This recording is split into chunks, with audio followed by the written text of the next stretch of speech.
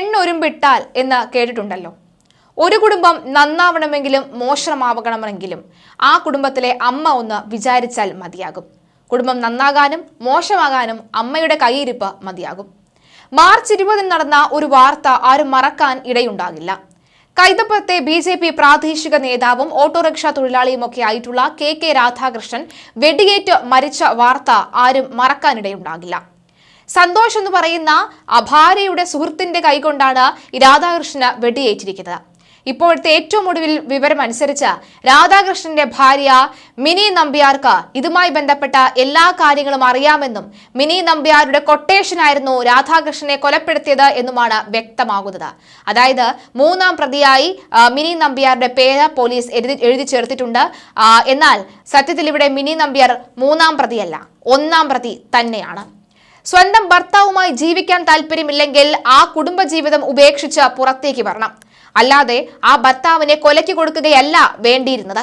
BJP മുൻ ജില്ലാ committee അംഗം VV മിനി നമ്പ്യാരെയാണ് പരിയാരം SHOയുടെ നേതൃത്വത്തിലുള്ള അന്വേഷണ സംഘം അറസ്റ്റ് ചെയ്തിരിക്കുന്നത്. കൊലപാതക ഗൂഢാലോചനയിൽ മിനി നമ്പ്യാർക്ക് പങ്കുണ്ട് എന്ന് കണ്ടെത്തിയതോടുകൂടിയാണ് അറസ്റ്റ്. ചൊവ്വാഴ്ച ഉച്ചയോടെ ചോദ്യം ചെയ്യാനായി പരിയാരം പോലീസ് സ്റ്റേഷനിലേക്ക് വിളിച്ചു വരുത്തിയാണ് അറസ്റ്റ് രേഖപ്പെടുത്തിയത്. പയ്യന്നൂർ 1ാം ക്ലാസ് മജിസ്ട്രേറ്റ് കോടതിയിൽ ഹാജരാക്കിയ പ്രതിയെ റിമാൻഡ് ചെയ്യുകയും ചെയ്തു. രാധാകൃഷ്ണനെ വെടിവെച്ചു കൊന്ന NK സന്തോഷ് നേരത്തെ അറസ്റ്റിലായിരുന്നു. ദീർഘകാലമായി മിനി നമ്പ്യാർ ഇയാളുമായി അടുപ്പത്തിലായിരുന്നു. ഇരുവരും തമ്മിലുള്ള വാട്സാപ്പ് സന്ദേശങ്ങളും ഫോൺ രേഖകളും പോലീസ് വിശദമായി തന്നെ പരിശോധിച്ചിരുന്നു.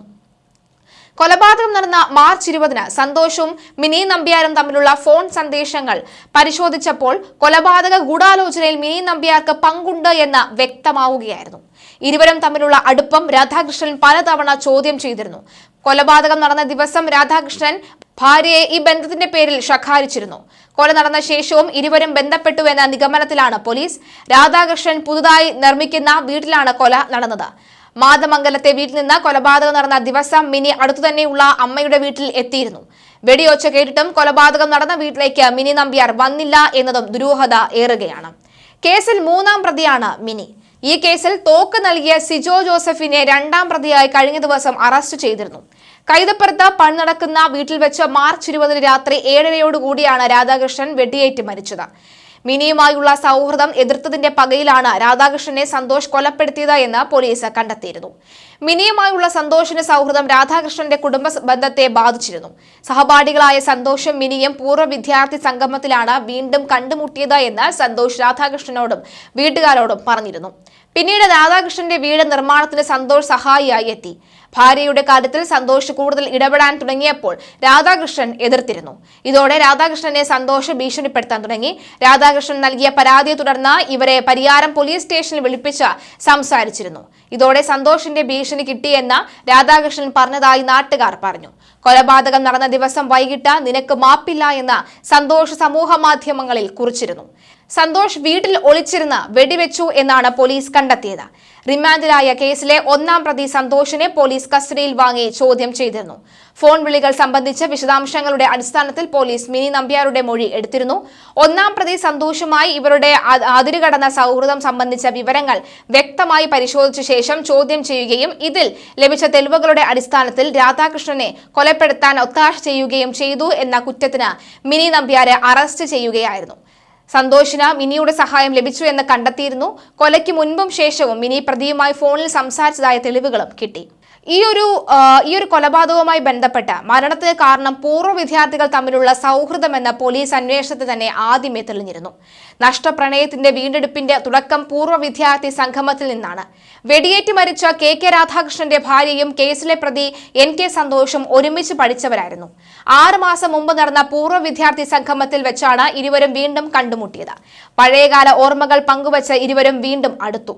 വിദ്യാർത്ഥി കൂട്ടായ്മയുടെ ഭാഗമായി കണ്ണൂരിൽ വിനോദയാത്ര പോയപ്പോൾ ഇരുവരും കൈകൾ കോർത്ത് നിൽക്കുന്ന ഫോട്ടോ സന്തോഷ് ഫേസ്ബുക്കിൽ പോസ്റ്റ് ചെയ്യുകയായിരുന്നു. ഇതേ തുടർന്ന് രാധാകൃഷ്ണനും ഭാര്യയുമായി വഴക്കും വാക്കേറ്റവും നടക്കുകയും സന്തോഷിനെതിരെ രാധാകൃഷ്ണൻ പരിയാരം പോലീസിൽ പരാതി നൽകുകയും ചെയ്തിരുന്നു. ഇതിന്റെ തുടർച്ചയായി കാമുകനും കാമുകയും ചേർന്ന് നടപ്പിലാക്കിയതായിരുന്നു ഈ ക്രൂര കൊലപാതകം. കണ്ണൂർ ജില്ലാ പഞ്ചായത്തിലെ ചെറുകുന്നിലെ BJP സ്ഥാനാർത്ഥിയായിരുന്നു രാധാകൃഷ്ണന്റെ ഭാര്യ VV മിനി നമ്പ്യാർ. മിനിയെ പയ്യന്നൂർ മജിസ്ട്രേറ്റ് കോടതി റിമാൻഡ് ചെയ്തിട്ടുണ്ട്.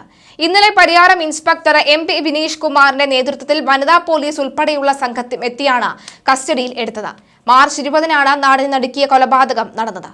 കൈതപ്പുറം പൊതുജന വായനശാലയ്ക്ക് പിറകിലുള്ള നിർമ്മാണത്തിലുള്ള പുതിയ വീട്ടിൽ വെച്ചാണ് രാധാകൃഷ്ണൻ വെടിയേറ്റ് മരിച്ചത്. രാധാകൃഷ്ണനെ ഫോണിൽ വിളിച്ച സന്തോഷ് എന്റെ പെണ്ണിനെ ഞാൻ വിട്ടുതരില്ല എന്നും എനിക്ക് വേണമെന്നും ഭീഷണി സ്വരത്തിൽ സംസാരിച്ചതായാണ് പോലീസ് പറയുന്നത്. ഇതിനുശേഷം തോക്കു ചൂണ്ടി നിൽക്കുന്ന തന്റെ ചിത്രവും ഭീഷണിപ്പെടുത്തുന്ന അടിക്കുറിപ്പോടെ പ്രസിദ്ധീകരിക്കുകയും ചെയ്തിരുന്നു. രാധാകൃഷ്ണനെ വെടിവെച്ച് കൊലപ്പെടുത്തിയതിന് കാരണം അദ്ദേഹത്തിന്റെ ഭാര്യയുമായുള്ള പൂർവ്വകാല സൗഹൃദമാണ് എന്ന് പോലീസിന്റെ FIR-ൽ രേഖപ്പെടുത്തിയിട്ടുമുണ്ട്. രാധാകൃഷ്ണന്റെ എതിർപ്പ് കാരണമാണ് ഇവരുടെ ബന്ധം തകർന്നത്. ഇതിലുള്ള വൈരാഗ്യമാണ് കൊലപാതകത്തിൽ എത്തിച്ചത്. സ്കൂൾ അലുമിനി യോഗത്തിലെ കണ്ടുമുട്ടലാണ് എല്ലാത്തിനും കാരണം. മരിച്ച രാധാകൃഷ്ണൻ BJPയുടെ സജീവ പ്രവർത്തകനാണ്. ഇയാളുടെ ഭാര്യ BJPയുടെ ജില്ലാ കമ്മിറ്റി അംഗമായിരുന്നു. സംഭവത്തിന് ശേഷം BJPയുടെ പുനഃസംഘടിപ്പിക്കപ്പെട്ട ജില്ലാ കമ്മിറ്റിയിൽ നിന്നും ഒഴിവാക്കിയിട്ടുണ്ട്. കൊലയാളിയായ സന്തോഷ് അവിവാഹിതനാണ്. രാധാകൃഷ്ണനും ഭാര്യയും 2 മക്കളുമുണ്ട്. നിർമ്മാണത്തിലായിരുന്ന വീട്ടിൽ രാധാകൃഷ്ണൻ പതിവായി എത്തുന്ന നേരം നോക്കി സന്തോഷ് അങ്ങോട്ടേക്ക് തോക്കുമായി എത്തുകയായിരുന്നു. നിർമ്മാണം നടത്തുന്ന വീട്ടിലെത്തി രാധാകൃഷ്ണന് നേരെ വെടിയുതിർത്തു. നെഞ്ചിൽ വെടിയേറ്റ രാധാകൃഷ്ണൻ സംഭവ സ്ഥലത്ത് വെച്ച് തന്നെ മരിച്ചു. വെടിശബ്ദം കേട്ട് ഓടിയെത്തിയ നാട്ടുകാരാണ് പോലീസിൽ വിവരം അറിയിച്ചത്.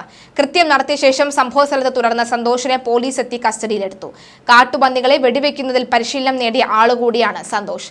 മിനിയുമായി സന്തോഷിന് അടുത്ത സൗഹൃദമാണ് ഉണ്ടായിരുന്നത്. വിദ്യാർത്ഥി കൂട്ടായ്മയുടെ ഭാഗമായി കണ്ണൂരിൽ വിനോദയാത്ര പോയപ്പോൾ ഇരുവരും കൈകൾ കോർത്തു നിൽക്കുന്ന ഫോട്ടോ സന്തോഷ് ഫേസ്ബുക്കിൽ പോസ്റ്റ് ചെയ്തിരുന്നതായും പറയുന്നു. ഇതേ തുടർന്ന് രാധാകൃഷ്ണനും ഭാര്യയും വഴക്കും വാക്കേറ്റവും ഉണ്ടായിരുന്നു.